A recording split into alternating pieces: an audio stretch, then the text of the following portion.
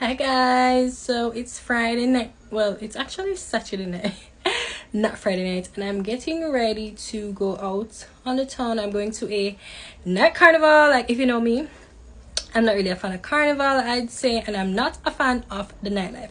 As you can see behind me, I have a couple outfits. I have a couple body riders over there. I have a bodysuit right here, and I have a leopard print matchy kind of set, but I don't think this is going to fly because I'd feel like I'd be like overdressed for the occasion, because it's like Monday wear slash swimsuits, and you wear stockings or you look at jean shorts or whatever the case may be. So I'm gonna try them on for you guys.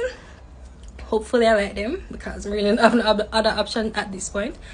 So I'm doing a little ponytail here. I think I'm gonna wear it to the side like this, hoops, and yeah, I'm gonna try these on and see which one I'm going to rock tonight, because listen, girl, I come out and